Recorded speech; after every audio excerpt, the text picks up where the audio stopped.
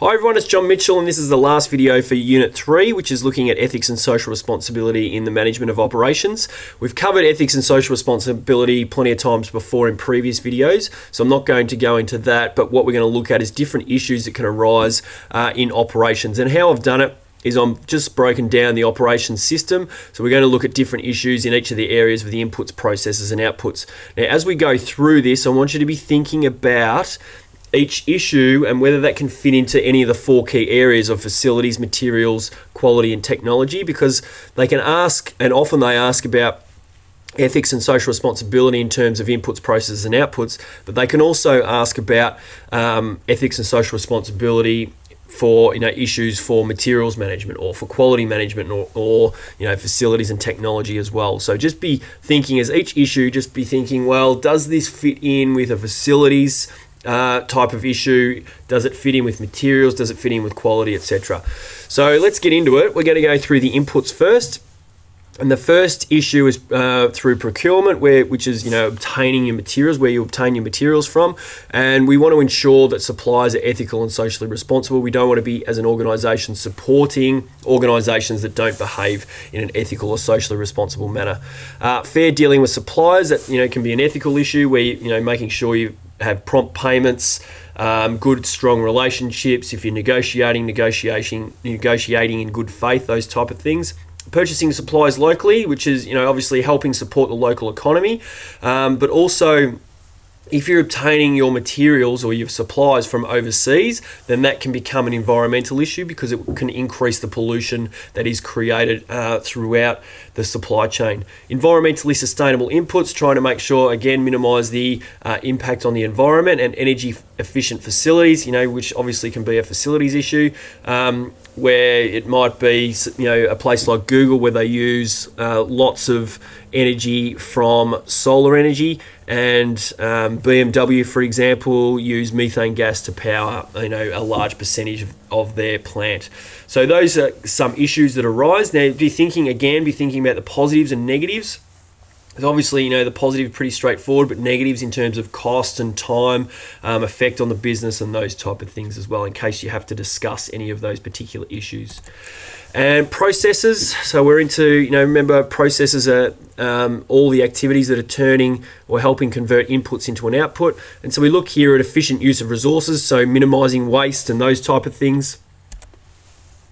That obviously has an impact on the environment. Occupational health and safety, that on its own, you need to be really careful here, because that on its own is not an ethical or socially responsible issue, because it's the law. Remember, social responsibility is about going above and beyond the law. So if you talk about adhering to occupational health and safety laws, then that is incorrect. That is not an issue. What is an issue is going above and beyond legal requirements to ensure the health and safety of employees. That could include implementing technology to improve the well-being, so they don't have to lift things that are heavy, or if they're standing up for long periods of time or sitting down for long periods of time, implementing technology to help, get employees moving and help their well-being.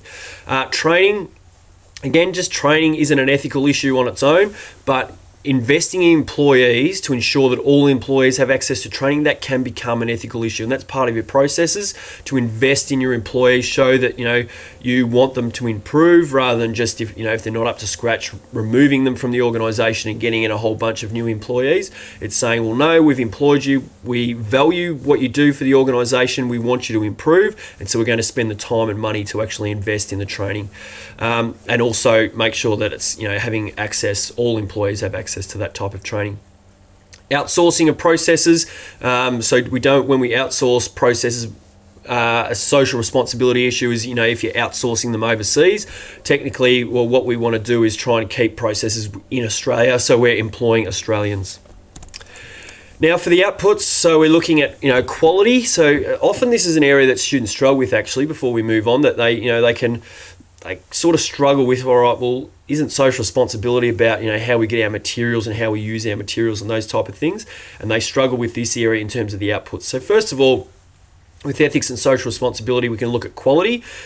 Creating good quality products that add real value for money to the consumer. Also, making sure they're fit for purpose, so the product is actually meeting or does what it's supposed to do. Any packaging that minimizes the impact on the environment. So for example, biodegradable packaging. So we're trying to minimize the actual impact on the environment there.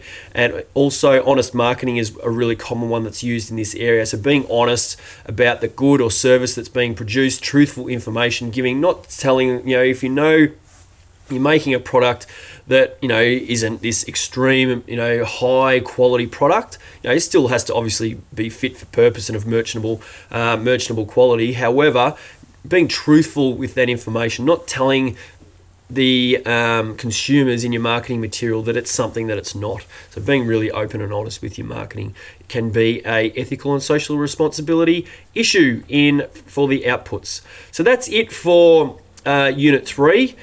That's it for operations. So congratulations on getting this far, and I know it happens really quick. So good luck in all your SACs and all those type of things, but remember we're only halfway here, and I'll see you when we start the Unit 4 videos. So for questions, activities and more on this video, then come on over to teachingbubble.com.